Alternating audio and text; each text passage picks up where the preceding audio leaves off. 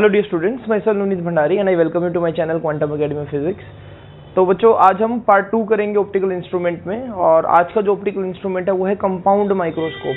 मैंने अपनी last video में आपको बताया था कि किस तरह से सिंपल माइक्रोस्कोप काम करता है और कहाँ पर उसका यूज होगा, और हमने एंगुलर मैग्निफिकेशन के दो केसेस किए थे। एक था मैक्सिमम मैग्निफिकेशन और एक था मिनिमम मैग्निफिकेशन।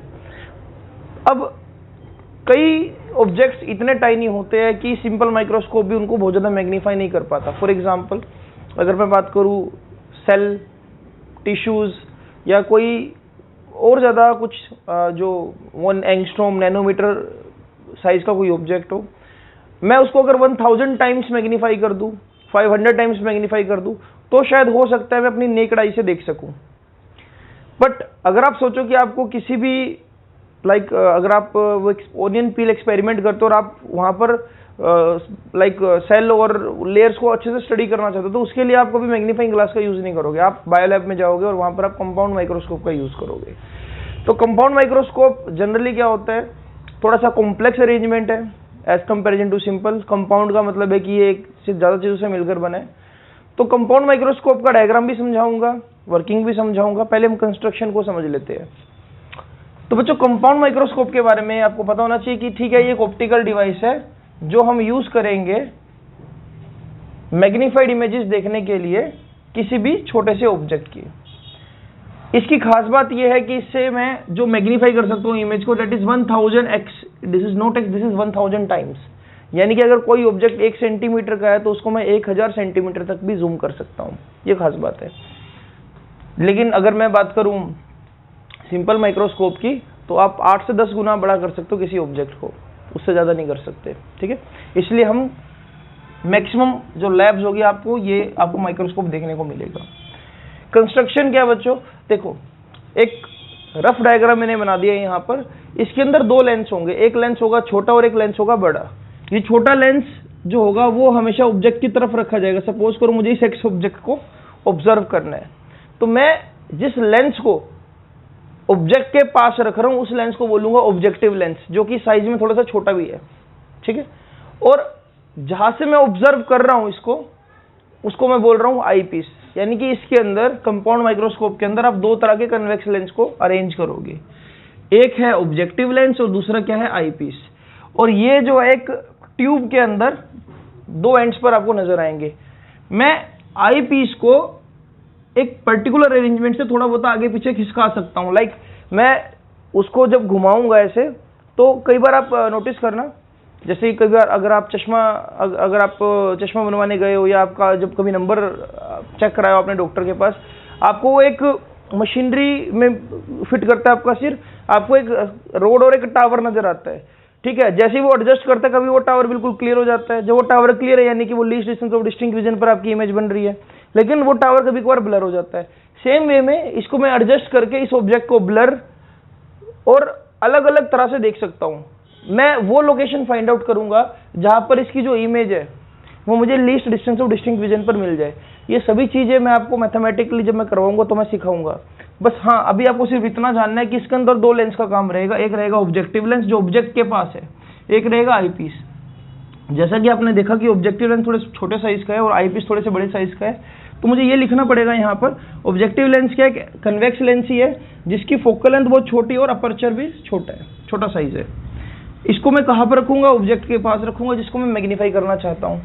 आई पीस की बात करूँ बच्चों अगर, तो आई पीस भी एक कन्वेक्स लेंस है, लेकिन कंपैरेटिवली लार्जर फोकल लेंथ होगी किससे, ऑब्जेक्टिव लेंस, और साइज भी थोड़ा सा बड़ा होगा। इसको मैं कहाँ पर पोजीशन करूंगा, ह्यूमन आई के पास।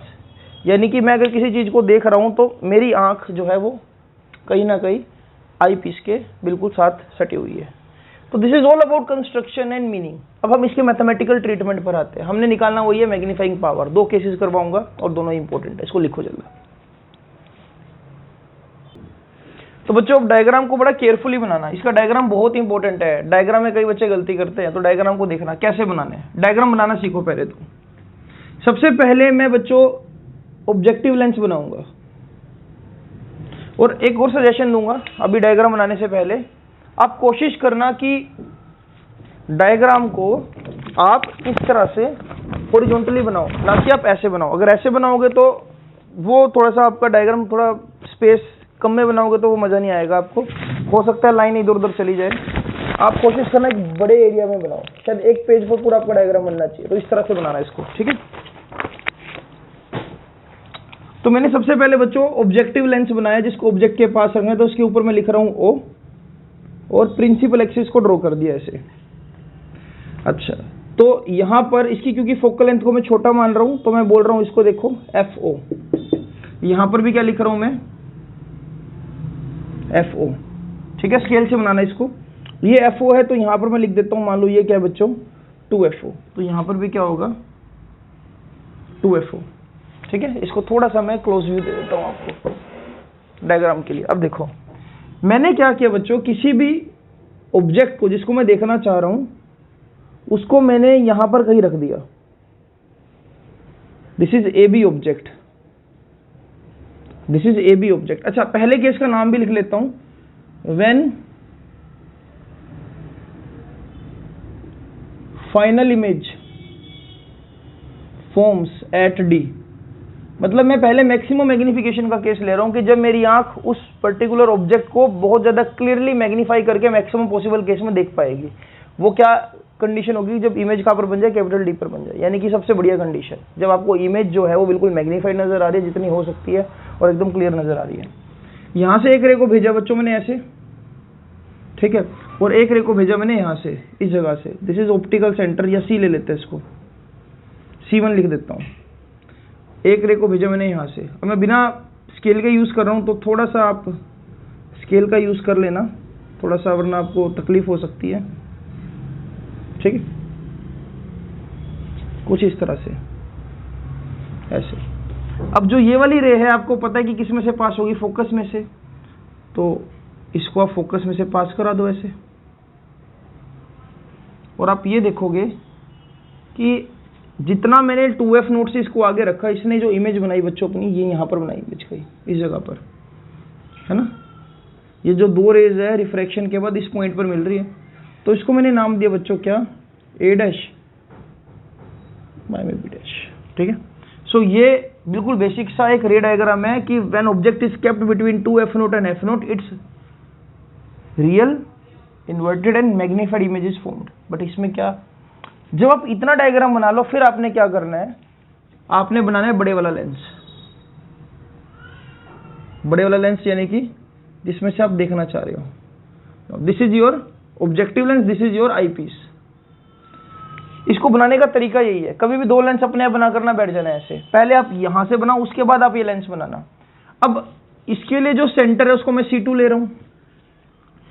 अब ये जो इमेज बनी, अब ये बहुत मैटर करता है, जो पहले वाले लेंस ने इमेज बनाई वो बाय डिफॉल्ट दूसरे लेंस के फोकस और सेंटर के बीच में बनेगी। इसका जो मान लो जो फोकस है वो FE ये रहा, और यहां से FE ये रहा। आई होप ये कैमरा एंगल में आ जाएगा, हाँ ठीक है, क्लियर है। अब आप अगर इसको 2 मिनट के लिए देखो तो ये जो इमेज बन रही है, पहले की इमेज दूसरे लेंस के फोकस और ऑप्टिकल सेंटर के बीच में आ गई। क्या ये वाला जो लेंस है अब अपना काम शुरू कर देगा, ये अब सिंपल माइक्रोस्कोप की तरह बिहेव करेगा? क्योंकि सिंपल माइक्रोस्कोप की तरह बिहेव लाइक सिंपल माइक्रोस्कोप, क्योंकि सिंपल माइक्रोस्कोप में मैंने आपको ये समझाया था ना कि जब भी ऑब्जेक्ट को हम फोकस और ऑप्टिकल सेंटर के बीच में रखते हैं तो उसकी एक मैग्नीफाइड इमेज बनती है। अब देख, ये ऑलरेडी एक मैग्नीफाइड इमेज थी, यानी कि यहां से ऑब्जेक्ट ऑलरेडी मैग्नीफाई होकर एक इमेज बना चुका है, लेकिन ये इमेज जो बनी वो दूसरे लेंस के ऑप्टिकल सेंटर और दूसरे लेंस के फोकस और ऑप्टिकल सेंटर के बीच में कहीं बन रही है। तो ये जो इमेज है सामने की तरफ एक रे गई ऐसे, एक रे को कहां से गुजारा आपने, इस ऑप्टिकल सेंटर में से ऐसे, और एक कहां से जाएगी, फोकस में से वहां से, कुछ ऐसे। और जो फाइनल इमेज बच्चों कहीं बनेगी वो यहां पर बनेगी। अगर इसको मैं मीट कराऊं, स्केल का यूज कर लेना बच्चों, फिर भी मैं आपको ये सजेशन दूंगा बार बार।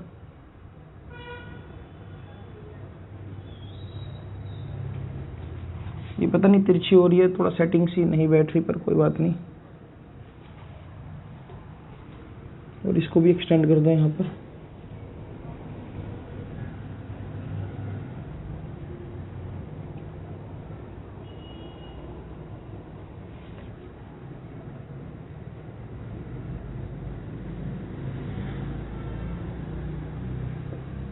थोड़ा सा पीछे की तरफ बनेगी ये,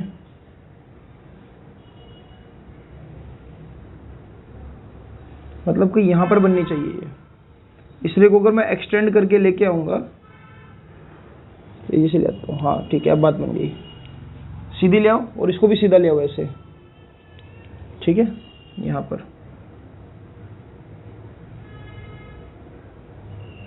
ठीक है। ये बना दिया मैंने बी डबल डैश और ए डबल डैश, और ये जो दूरी है यहाँ से लेकर यहाँ तक, ये दूरी क्या है, कैपिटल डी।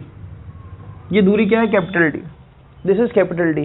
यानी कि जो फाइनल इमेज बन रही है बच्चों, वो देखो कितनी बड़ी बन रही है। ऑब्जेक्ट इतना सा था, पहले मैग्नीफाई हुआ, इतना हो गया, फिर ये मैग्नीफाइड इमेज भी ऑब्जेक्ट की तरह बिहेव करी, और इसकी जो फाइनल इमेज है वो यहाँ पर बन रही है। एक रे को भेजा आपने ऐसे और एक को भेजा ऐसे।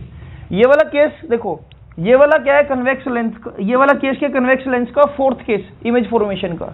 ये वाला कौन सा है, सिक्स्थ केस। दोनों केस एक साथ आ गए यहाँ पर, ठीक है। तो यहाँ पर जब आप इस रे डायग्राम को बना लोगे तो देखो कुछ नोटेशंस है, इसको पहले तो आप डाइजेस्ट करो, दिमाग में बिठाओ एक बार। और एक चीज और, एंगल सबटेंडेड बाय इमेज ये वाला होगा, this is angle beta, angle subtended bye image ये रही इमेज। तो मैंने इस पूरे ट्रायंगल के एंगल को क्या ले दिया यहाँ पर, बीटा। अब एक चीज हमेशा अटल सत्य है बच्चों, कि जो हम एंगल लेते हैं ऑब्जेक्ट के लिए, विजुअल एंगल, हम जो भी tan अल्फा लेंगे, tan अल्फा की एक स्टैंडर्ड सी बात है कि वो क्या होगा, हाइट ऑफ द ऑब्जेक्ट हमेशा अपॉन में डी, है ना। अगर आप डेफिनेशन पर जाओ, व्हाट इज tan अल्फा, जो अब तक हम सिंपल माइक्रोस्कोप में भी यूज कर रहे थे, यही था ना। अगर object least distance of distinct vision पर है, यानी कि सेंटर से दूरी कितनी होगी, आपकी आंख से दूरी कितनी होगी, बेस कितना होगा, कैपिटल डी, और वहां पर हाइट ऑफ ऑब्जेक्ट। तो स्टैंडर्ड सी बात है कि जो tan अल्फा है हमेशा मैं h0/d यूज करूंगा, है ना। मुझे बार बार प्रूफ करने की जरूरत है नहीं। अगर मैं यहां पर बनाने लगूं तो देखो ऑब्जेक्ट भी कहीं ना कहीं देखो least distance of distinct vision पर, अगर मैं वहां से देखो ह्यूमन आई ये रही, यहां पर ह्यूमन आई है,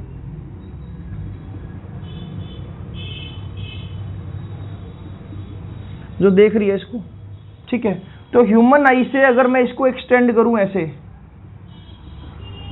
यहां पर, तो ये एंगल क्या बनेगा, अल्फा बनेगा, देखो ये वाला एंगल, ठीक है। तो इसलिए मैं डायग्राम को बहुत ज्यादा कॉम्प्लिकेटेड ना बनाकर सीधा सीधा यूज करूंगा कि जो tan अल्फा है वो बेटा, जो tan अल्फा है वो क्या है, h0/d। h0 का मतलब क्या है, ab, क्लियर है। इसको बनाओ, फिर आगे कहानी सुनाता हूँ। सॉरी, जो ये डायग्राम में ना बेटा, ये थोड़ी सी लाइन मुझे टेढ़ी लग रही है अपनी, अभी मैंने कैमरे से देखा इसको, तो ये सीधी होनी चाहिए इस तरह से, ठीक है। ये बिल्कुल लाइट जो सीधी होनी चाहिए। ए डबल डैश पॉइंट ले लो इसको, और इसको बी डबल डैश। अब इसको बनाओ जरा, फिर मैं आगे कराता हूँ इसको। चलो, जब बच्चों आप डायग्राम बना चुके हो तो इसमें कुछ अब चीजें ऐड करते हैं, जैसे कि फॉर एग्जांपल जो ये है ए डैश बी डैश, मुझे ऐसा लगता है कि जो इसको मैं बोल सकता हूँ, इसको बोल सकता हूँ यूई। यूई क्यों बोल रहा हूं, because this is object distance for eyepiece. यहां से लेकर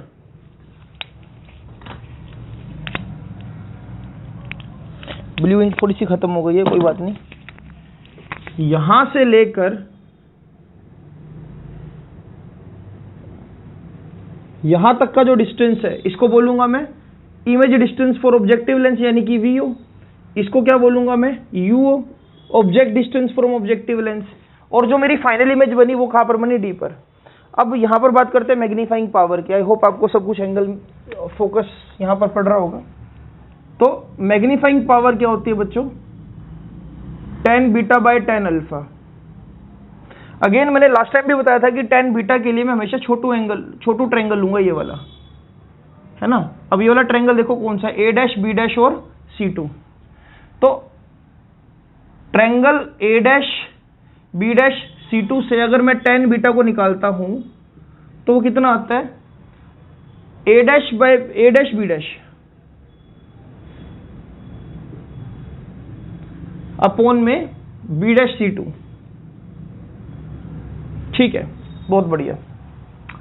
अगर मैं tan अल्फा की बात करूं, tan अल्फा बाय डिफॉल्ट क्या होगा, हमेशा height of the object upon में हाइट ऑफ द इमेज।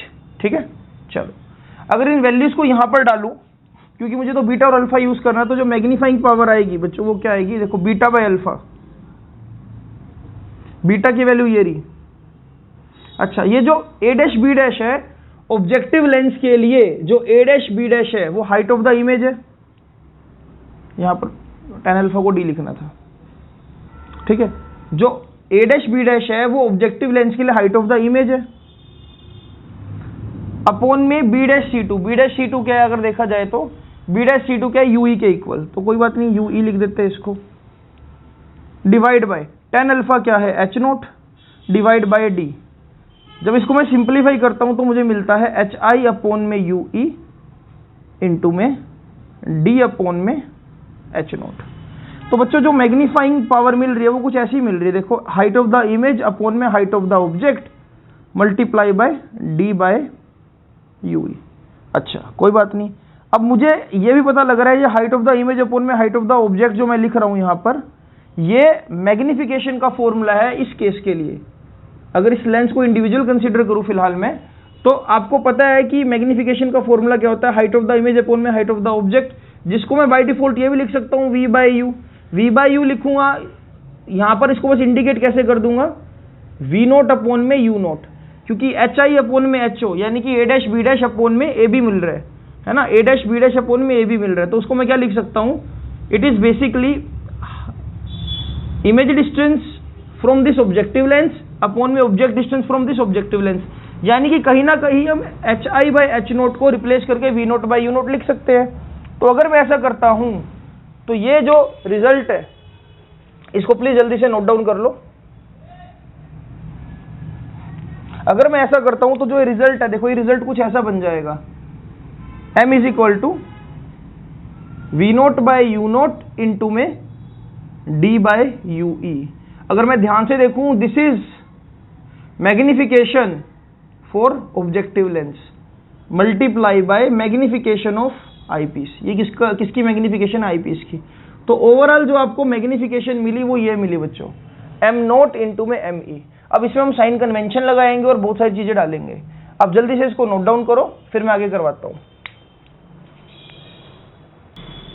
तो बच्चों अब देखो, इस रिजल्ट को मैं सिंप्लीफाई ऐसे भी कर सकता हूं, जो मैग्निफिकेशन है, जैसा कि मुझे पता लग रहा है मैग्निफिकेशन ऑफ ऑब्जेक्टिव लेंस, इसको एज इट इज लगा रहने दो v nought by u nought, कोई इसमें गलत नहीं है कुछ भी। लेकिन इस least distance of distinct region के लिए मुझे पहले से ही पता है कि आईपीस की मैग्निफिकेशन क्या होगी, 1 प्लस डी बाय में एफ ई, क्योंकि ये बात तो मैं प्रूफ करके आया हूं पीछे। ये सिंपल माइक्रोस्कोप की तरह बिहेव कर रहा है, इमेज बन रही है डी पर, तो एम ई की वैल्यू को क्या लिख सकता हूं मैं, ये। तो ये वाली जो मैग्निफिकेशन है बच्चों, ये क्या केस है, मैक्सिमम मैग्निफिकेशन का। This is maximum magnification. Sign convention अगर लूं तो यहां पर देखो, जो वी नोट है, रेज उधर जा रही है तो पॉजिटिव, ये रिजल्ट ऐसे भी लिखा जा सकता है, यू नोट नेगेटिव हो जाएगा ना क्योंकि राइट साइड में है, तो मैं लिख दूंगा इसको ऐसे यू नोट, और पूरा result as it is 1 by d by f e with sign convention. अच्छा, कई बुक्स में क्या कर रखा है, कई बुक्स में ऐसा लिख रखा है, मतलब एक स्पेशल केस बना रखा है कि हम ये भी अप्रोक्सीमेशन ले सकते। देखो ये हमारा मेन रिजल्ट है, मोस्टली हम इसको यूज करेंगे, मोस्टली यूज्ड। लेकिन एक स्पेशल केस ऐसे भी बना देते कई बार, मतलब अप्रोक्सीमेशन दे देते हैं कि जो वी नोट है, this v nought is nearly equal to length of telescope tube, यानी कि कैपिटल एल, इस कैपिटल एल के इक्वल है। मतलब जो इमेज है बहुत दूर बन रही है कहीं जाकर, तो ऐसे एक अप्रोक्सीमेशन दे देते हैं कि भाई जो वी नोट है it is nearly equal to length of telescope tube. कई बार आपको ना क्वेश्चन में ये दे देंगे कि टेलीस्कोप ट्यूब की लेंथ इतनी है, तो वहां पर हम इसको यूज कर सकते हैं। सेम वे में जो यू नोट है, यू नोट को अप्रोक्सीमेशन दे देंगे कि जो यू नोट है वो नियरली किसके इक्वल है, एफ नोट के इक्वल है, मतलब ऑब्जेक्ट को हमने फोकस के पास रखा हुआ है। या आप ऐसा बोल सकते हो कि इस ऑब्जेक्ट को थोड़ा सा आगे सरकाऊंगा तो ये इमेज थोड़ी सी आगे सरक जाएगी, लेंथ मतलब दूसरे लेंस की तरफ जाना स्टार्ट हो जाएगी। मतलब अगर इस ऑब्जेक्ट को मैं नियरली फोकस पे ले आऊं तो ये वाली इमेज थोड़ा सामने की तरफ खिसकेगी। तो एक ये अप्रोक्सीमेशन के साथ अगर मैं चलूं तो ये रिजल्ट ऐसे भी लिखा जा सकता है, वी नोट की जगह लिख देंगे एल, यू नोट की जगह क्या लिख देंगे हम, एफ नोट, जैसे कि आप देख पा रहे हो यहाँ पर, ठीक है। और साथ ही जो ये नेगेटिव साइन है ये कैरी फॉरवर्ड हो जाएगा यहाँ पर एज इट इज, और ये रहेगा 1 प्लस डी अपॉन में एफ ई। तो इस मैग्निफिकेशन को एक बार ऐसे भी लिख देते हैं, लेकिन ये हम बहुत रेयर, कोई 1-2% क्वेश्चन होंगे जहां पर ये रिजल्ट यूज करेंगे, जहां पर हमको length of the telescope tube का कंसेप्ट दे देंगे, ठीक है। जनरली अगर मैं देखूं तो length of the telescope tube है तो वो किसके इक्वल है, देखो ये दो चीजों से मिलकर बनी है। एक तो मिलकर बनी है किससे, वी नोट से, यानी कि image distance for objective lens, और एक किससे मिलकर बनी है, यू ई से। तो मैं यहां पर लिख देता हूं कि इस केस में लेंथ ऑफ द टेलीस्कोप क्या है, magnitude of u e plus magnitude of v nought, ठीक है। तो इस तरह से आपको ये पहला केस बच्चों ओवर होता है, ठीक है। आपको YouTube पर ना, मैं एक चीज बता रहा हूँ, YouTube पर बहुत कम वीडियोस मिलेगी सिंपल माइक्रोस्कोप की, अगर आप सर्च करोगे तो, क्योंकि सिंपल माइक्रोस्कोप को ऐसे डायग्रामेटिकली समझाना, ये सभी फॉर्मेशन एक्सप्लेन करना, ये बहुत मुश्किल काम हो जाता है। एक ऑफलाइन क्लास बहुत अलग तरह से मतलब बच्चे को समझाया जा सकता है, 5 मिनट के 5 मिनट कराया जा सकता है, लेकिन it is a really great struggle. अब मुझे लॉकडाउन से लेकर अब तक मैं मोर देन 130 वीडियोस डाल चुका हूँ +2 की, लेकिन बीच में कुछ कंसेप्ट ऐसे भी थे जो मेरे लिए खुद बहुत चैलेंजिंग थे कि किस तरह से मैं बिना आपसे इंटरेक्ट हुए, बिना आपके लाइक फेस टू फेस समझाए, सिर्फ एक YouTube लेक्चर से आप तक कैसे पहुंचाऊं, ठीक है। तो मैंने बहुत, जैसा स्ट्रगल आपके लिए था समझने का, वैसे मेरे लिए समझाने का भी बहुत स्ट्रगल था कई टॉपिक्स में, कि ये चीज़ बच्चे को कैसे फील आएगी। और ऐसा नहीं है कि I am a very perfect teacher, आप बच्चों ने बहुत मेहनत करी है। आप बच्चों ने, अगर मुझे आप समझ पाए हो अब तक, अगर मैंने 130 वीडियोस डाली है और आपको उन 130 में से सिर्फ 5-7 वीडियो में कोई डाउट आया है, तो डेट मीन्स आपने बहुत मेहनत करी है बच्चों, और आपको इस बात का क्रेडिट जाता है। तो इसलिए ये डायग्राम को जो मैं बोल रहा हूं, कम से कम 2-3 बार बनाकर देखना।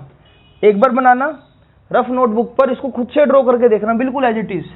जब तक आपके हाथ में परफेक्शन ना आ जाए, जब तक आप एज इट इज सिंबल्स ना लिख पाओ, तब तक समझ लो कि आपको सिर्फ बनाते रहना है, क्योंकि सिंपल या कंपाउंड में से कोई एक पक्का आएगा। कंपाउंड माइक्रोस्कोप, सिंपल माइक्रोस्कोप दोनों इंपॉर्टेंट है, ठीक है। तो इसका दूसरा केस देखते हैं बच्चों। तो बच्चों अब सेकंड केस हम बनाएंगे इसका।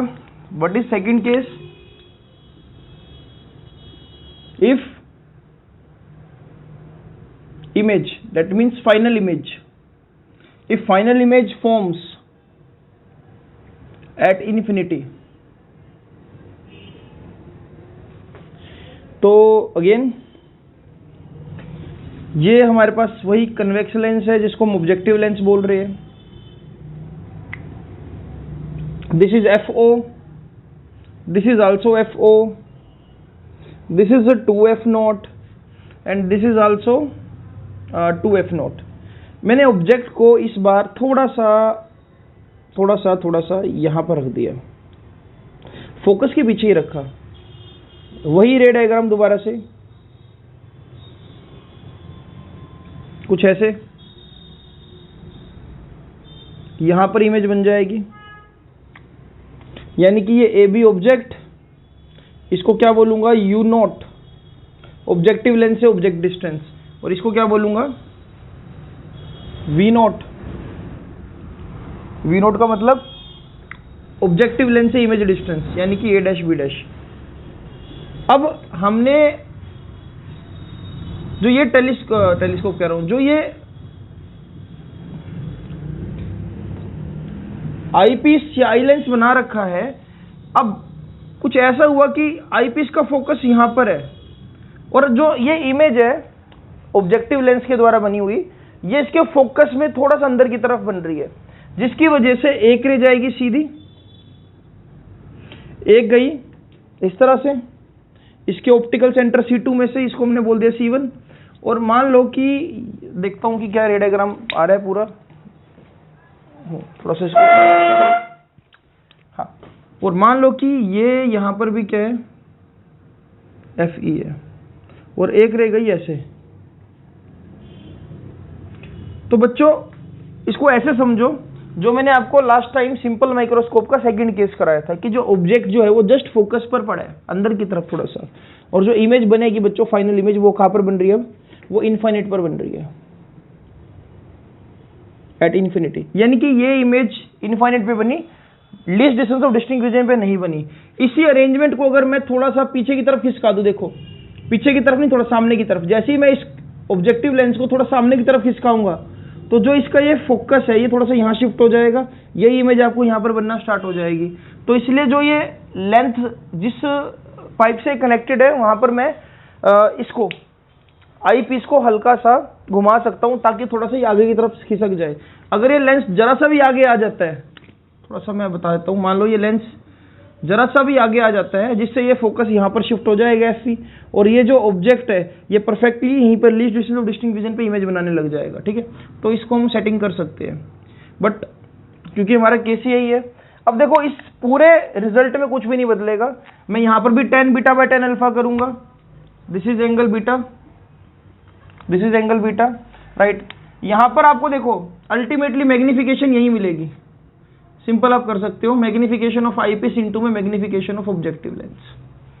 मैग्निफिकेशन ऑफ आईपीस, ये जो आईपीस है ये वो वाला केस बन रहा है सीधा सीधा डी बाई एफ ई, जैसे कि यहां पर क्या था 1 by d by f e, तो मैं इसको सीधा सीधा लिख सकता हूं for this particular case when image forms at infinity we can use d by f e directly, और एम नोट क्या हो जाएगा जो पहले था multiply v nought by u nought, ये तो वही का वही है, ये v nought by u nought करूंगा तो इसकी मैग्निफिकेशन आ जाएगी।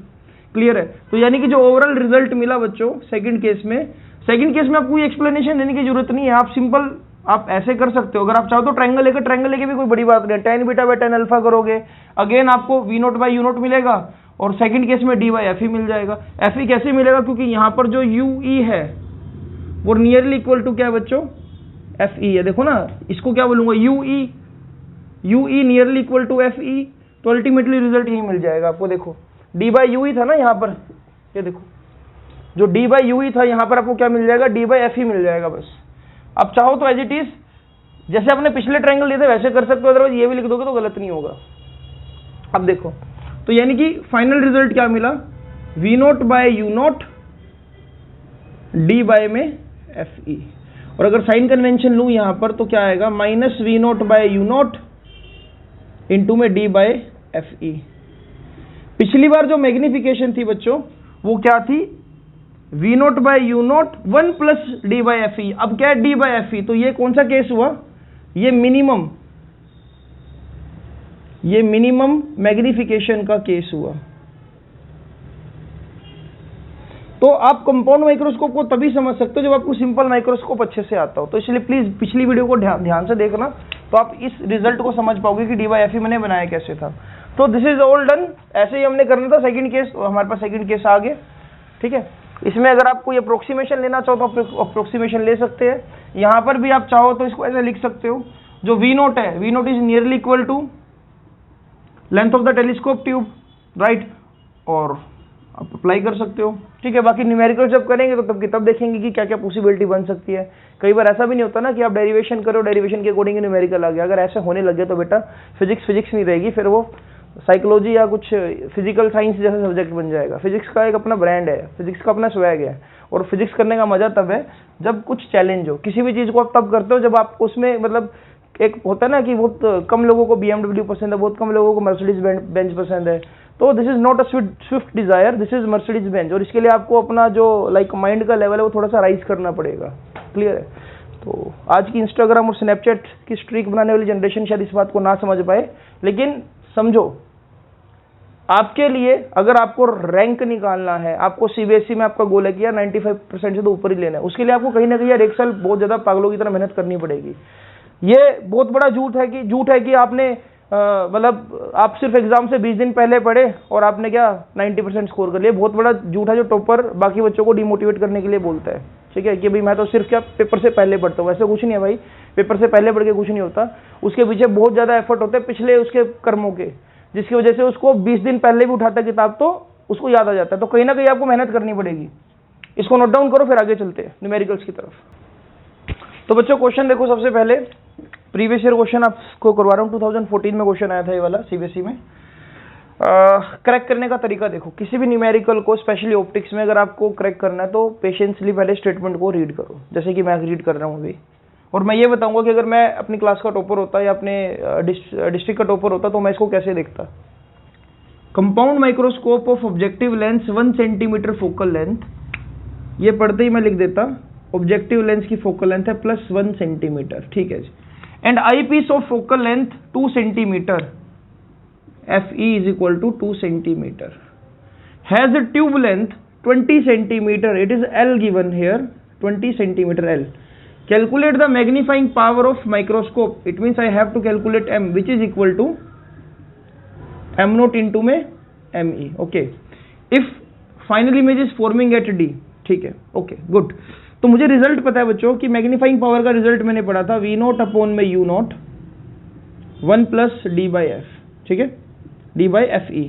बट यहाँ पर तो लेंथ वाला कंसेप्ट दे रखा है कुछ, और मुझे पता है कि V नॉट को मैं क्या रिप्लेस कर सकता हूँ L, क्योंकि मुझे L गिवन है। मैंने आपको बोला था कि मैं न्यूमेरिकल को देखूंगा और फिर मैं इसको रिजल्ट को लगाऊंगा, और उस केस में जो U नॉट होता है वो किसके इक्वल हो जाता है बच्चों, F नॉट के इक्वल, राइट।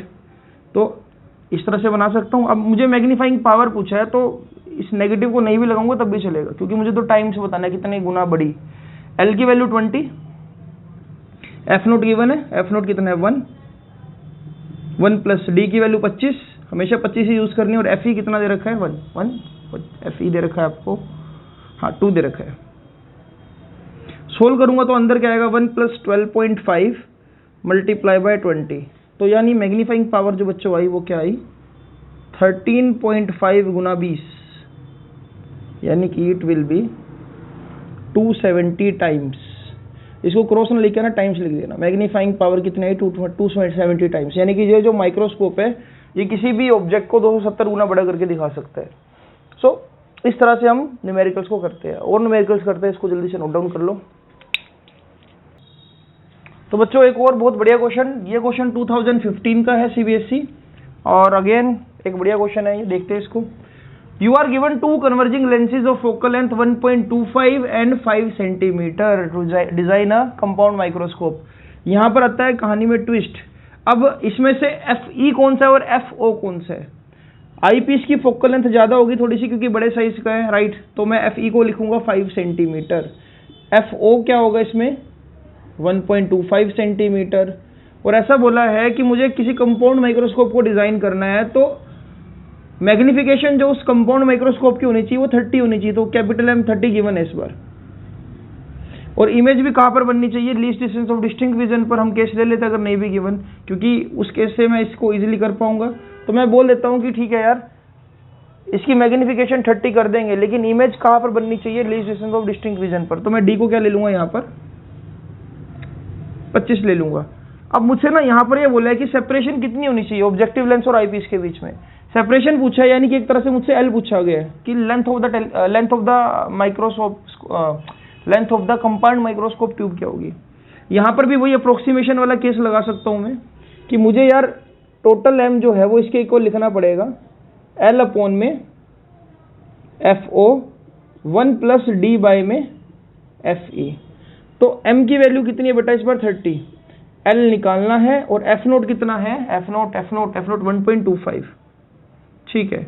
यहाँ पर क्या आएगा 1 प्लस 25, और FE कितना है 5, तो यानी कि एक तरह से ये बन जाएगा 6, यानी कि L अपॉन में 6 इंटू 1.25। जब सोल्व करूंगा इसको उल्टा लिख दिया, 6 तो ऊपर आएगा ना, ये आ जाएगा L 6 आ जाएगा अंदर, नीचे क्या है 1.25, और सामने क्या है बच्चों 30।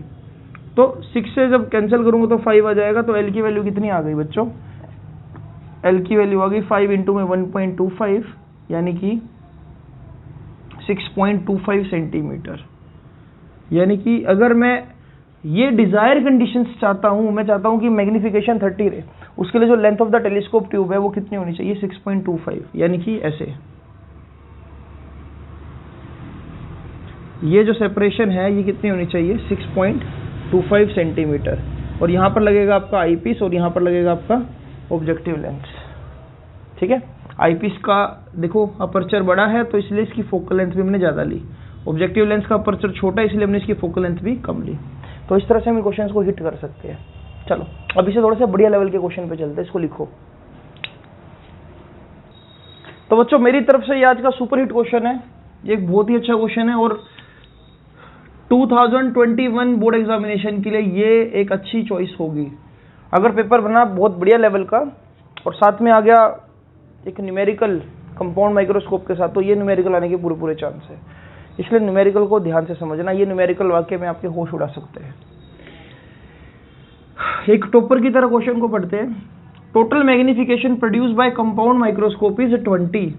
तो मैं लिखूंगा कैपिटल एम, मुझे दे रखा है 20, ठीक है। और मुझे ये भी मेरे दिमाग में रहेगा क्योंकि मैं एक टॉपर बच्चा हूं, it is equal to ME into में MO, ठीक है। ये भी मेरे दिमाग में रहना चाहिए।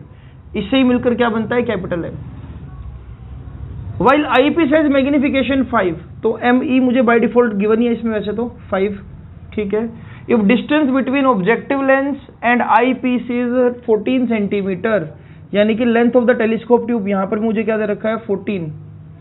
अगर मैं ध्यान से देखूं तो ये ना मैंने ऐसे दिखाया था आपको भी, ये UE plus V0 is equal to 14 given है आपको, इसलिए मैं इसको ऐसे लिख रहा हूं। एक पॉसिबिलिटी ये भी है कि जो लेंथ है वो टोटल लेंथ किससे भी नहीं, object distance for eyepiece plus image distance of objective lens, उससे मिलकर क्या बना है 14, यानी कि L। आपको बताना क्या है कि F0 कितने हैं और FE कितने हैं, और यहां पर कहानी में छोटा सा ट्विस्ट ये भी दे रखा है कि least distance of distinct vision आपने 20 लेना है।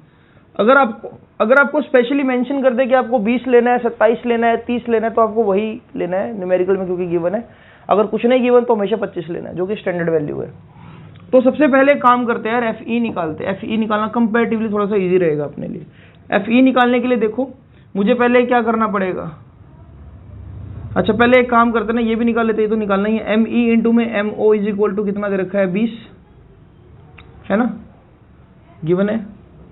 और MO कितना हो जाएगा, 20 अपॉन में 5, ME की वैल्यू गिवन है, तो यानी कि magnification of objective lens is 4, magnification of eyepiece is 5। ये एडिशनल इंफॉर्मेशन है, मैं साइड में लिख लेता हूँ, काम आएगी मेरे, ठीक है। चलो अब इसको मैं रब कर देता हूँ फिलहाल यहाँ पर। FE कैसे निकाल लें, चलो FE निकालने के लिए अपने को एक फॉर्मूला पता है पहले से ही कि मैग्निफिकेशन ऑफ आई पीस को मैं ये लिख सकता हूँ 1 प्लस D बाय में FE, सेपरेटली ये भी लिखा जा सकता है। ME कितना है 5, 1 प्लस D कितना लेना है 20, FE कितना है, अरे FE तो निकालना ही है। तो क्या करें इसको, देखो ये बन जाएगा कुछ ऐसे, सोल्व करूंगा जब इसको, 4 इक्वल्स टू 20 बाय में FE, तो बेटा FE की वैल्यू जो आएगी वो कितनी आ जाएगी, 20 बाय में 4 यानी कि 5। तो FE तो मैं निकाल चुका हूं, यहां पर कितना आ गया, ये 5 सेंटीमीटर। ये मेरा पहला स्टेप था, ठीक है, ये मेरा पहला स्टेप है, इसको जल्दी से नोट डाउन करो फिर आगे करवाता हूं। चलो अपना देखो, मैं मैग्निफिकेशन को चाहे तो ऐसे लिख दूं 1 बाय D प्लस FE, लेकिन एक स्टैंडर्ड फॉर्मूला है, जो स्टैंडर्ड फॉर्मूला हमेशा काम करेगा, that is image distance upon में ऑब्जेक्ट डिस्टेंस। तो VE अपॉन UE भी क्या होगा, मैग्निफिकेशन ऑफ आई पीस, है ना। तो दोनों में से कोई भी कंडीशनली मैं यूज कर सकता हूं, ये तो हर एक लेंस के लिए वैलिड है, V बाई U, है ना। तो यहां पर देखो जरा, इसको अगर मैं ME से कंपेयर कराऊंगा, VE क्या मुझे गिवन है यहाँ पर, कम ऑन, VE मुझे गिवन है कि नहीं गिवन है। अगर मैं VE की बात करूं यहाँ पर, अगर मैं क्वेश्चन को ध्यान से पढ़ूं तो मुझे कहीं पर भी फिलहाल VE नजर नहीं आ रहा है, राइट, या नहीं आ रहा है, बिल्कुल आ रहा है, बिल्कुल आ रहा है, क्योंकि VE जो है, VE क्या है, final image formed by eyepiece, और फाइनल इमेज कहां पर बन रही है, least distance of distinct vision पर। तो इसलिए VE को क्या ले लूंगा मैं यहाँ पर 20, और इमेज कहां पर बन रही है, लेफ्ट साइड पर बन रही है, रेस जा रही थी राइट साइड पर, तो यानी कि इसको क्या लेना चाहिए, -20। ये आपको समझना पड़ेगा कि हमने VE को क्या लिया है। मैं इसके लिए पूरा रे डायग्राम तो नहीं बनाऊंगा, लेकिन रफ पिक्चर दे देता हूं आपको। ये ऑब्जेक्टिव लेंस, ये आई पीस यहां पर रखा, कुछ ऐसे हुआ, कुछ ऐसे हुआ, कुछ ऐसे हुआ, कुछ ऐसे हुआ, और कुछ यहां पर ये फाइनल इमेज बन रही है ना। फाइनल इमेज कहां पर बन रही है, 20 सेंटीमीटर दूर बन रही है, तो मैंने इस 20 को लिया, VE 20। नेगेटिव इसलिए लिया क्योंकि लेफ्ट साइड पे बन रही है, -20 अपॉन में UE, और ME कितना है 5। इस UE कितना आ जाएगा बच्चों, UE आ जाएगा आपका -4 सेंटीमीटर। जब आपने UE निकाल लिया बच्चों, तो आप ये फॉर्मूले पे आ जाओ, लेंथ वाले पे। Length is equal to magnitude of UE plus magnitude of V0। Length कितनी गिवन है, 14, UE कितना गिवन है, अभी आपने निकाला है 4, प्लस वी नोट कितना है, वी नोट अब आ जाएगा यहाँ से, कितना आ जाएगा वी नोट, वी नोट आ जाएगा 10 सेंटीमीटर। तो आपने वी नोट निकाल दिया। वी नोट का मतलब क्या है, वी नोट का मतलब क्या है, image distance for objective lens. अब आपको एफ नोट भी पता है, एफ नोट कितने हैं, एफ नोट कितने हैं, एफ नोट तो निकालना है आपने, ठीक है, एफ नोट आपने निकालना है, इसको एफ नोट को ठीक है लिख देते हैं ऐसे। तो आपको फिर वी नोट 10 सेंटीमीटर पता है और एफ नोट आपने निकालना है, ठीक है। क्या आपको यू नोट पता है, ऑब्जेक्ट कहाँ पर रखा है, वरना यू नोट को भी हम निकाल लेंगे, यू नोट को निकालना पड़ेगा, यू नोट को निकालना पड़ेगा। लेकिन एक काम करते हैं ना, रुको, एक काम करते हैं, यहाँ पर मेरा एक शॉर्टकट काम आ सकता है। मैं आपको एक चीज़ याद दिलाता हूँ, शायद आपको थोड़ा सा याद आ जाए। मैंने आपको एक जगह लिखवाया था 1/v - 1/u = 1/f। अगर मैं सभी को अगर मैं v से मल्टीप्लाई कर दूं तो ये बात ऐसे बन जाएगी। इस v/u को मैं क्या लिख सकता हूं, मैग्निफिकेशन। अब मैग्निफिकेशन किसकी बात करूं, ऑब्जेक्टिव लेंस की, तो ये माइनस ऐसे लिखा जाएगा -m नोट। इसको मान लो कि ये ऑब्जेक्टिव लेंस के लिए बात कर रहा हूं, तो v note by u note को लिख दिया मैंने m नोट, ये क्या हो जाएगा 1 खत्म, = v नोट बाय में f नोट। अब देखो मजा आया कि नहीं आया, अब मैं उस लंबी कैलकुलेशन से बच गया। ये बात मैंने आपको लिखवाई थी कुछ, मुझे ध्यान आ रहा है, ये कुछ ऐसे था f note - v naught upon में f नोट, या f - v अपॉन में v in terms of focal length and v, magnification का फॉर्मूला ये। अब m नोट मुझे पता है 4, तो ये क्या हो जाएगा बच्चों 4 माइनस, सॉरी ये क्या हो जाएगा 1 माइनस m नोट कितना दे रखा है आपको 4, इक्वल्स टू v नोट कितना निकालना है आपने, v नोट निकालना है आपने 10। अच्छा ये v नोट कहाँ पर है, ध्यान से देखो v नोट कहाँ पर है, v नोट आपका राइट साइड में बन रहा है कि लेफ्ट साइड में बन रहा है, सोचो जरा, v नोट कहाँ पर बन रहा है, v नोट आपका लेफ्ट साइड में बन रहा है कि राइट साइड में बन रहा है, इसको साइन कन्वेंशन इंपॉर्टेंट है। v नोट आपका कहाँ पर बन रहा है, सोचो, v नोट आपका राइट साइड में बन रहा है ना, v नोट आपका कहाँ पर बन रहा है, ये रहा ऑब्जेक्टिव लेंस, और v नोट कहीं यहाँ पर बन रहा है। अब सुनो, जो ये मैंने 4 लिखा है यहाँ पर 1 माइनस m नोट है, हमेशा अगर आप साइन लगाओगे मैग्निफिकेशन ऑफ ऑब्जेक्टिव लेंस, जो ऑब्जेक्टिव लेंस है वो एक रियल इमेज बना रहा था, ऑब्जेक्टिव लेंस एक रियल इमेज बना रहा था, रियल एंड इन्वर्टेड इमेज बना रहा था।